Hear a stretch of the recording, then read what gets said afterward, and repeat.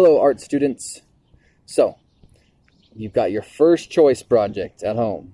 Okay, I know this is a big, something different, right, than what you've ever done before. But you got to wrap your head around how to do this, because it's not going to be the last one. I'm going to, at the very, very least, have you do one more of these and probably two more of these. Okay, so I had you all make a list of all the things you could find at home that you think you could make an art project out of. Okay, and now I had you, there's 3 categories of project that you could make.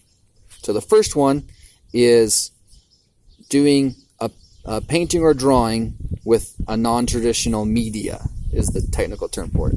So basically all that means is, if you want to do something on paper or canvas, then I want you to choose something that's not like paint or pencils or crayons or marker, something that's normal to do artwork with, and I want you to make a painting or a drawing with that. So you could use like chocolate syrup, or you could use some makeup, or you could use anything colorful. It doesn't even have to be something you could draw with. Like if you took papers that were colorful, or you had like any kind of colorful food, if you get it wet, will leave a mark. So colorful candies will leave marks, right? And so that's number 1, is you use something that's not art materials to make a painting or a drawing on paper or canvas. Okay? Number 2 is, if you have paint or markers or pens or pencils or whatever, and you want to use those to make an artwork, then you need to do it on something that's not traditional. So you can't do it on paper or canvas, but you could do a drawing on a shirt, or you could do a drawing on an old anything, right? Like an old computer, or on a broken desk, or on a piece of wood, or get some cardboard.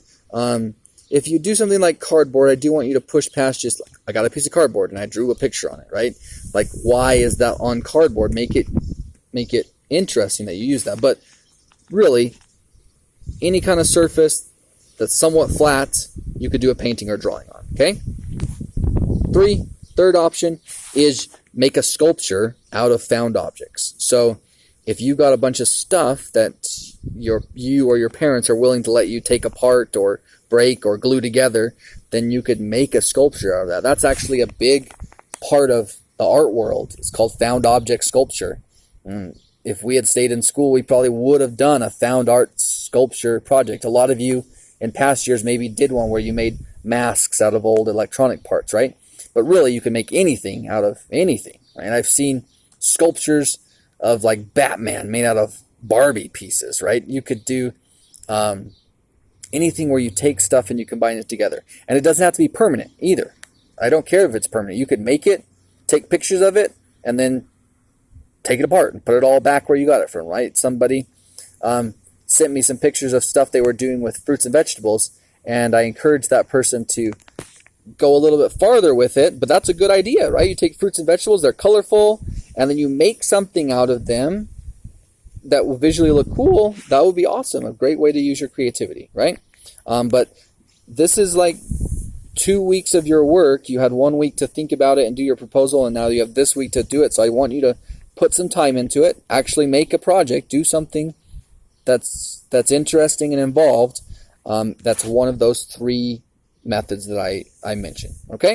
If you have any questions about that, you can shoot me an email, or you can call me at the school. I would love to try to brainstorm with you. If you sent me your lists in an email, I would give you some feedback about ideas of what you could do with that stuff. So good luck, have fun, and I'm really super excited to see what kind of stuff you guys come up with. All right?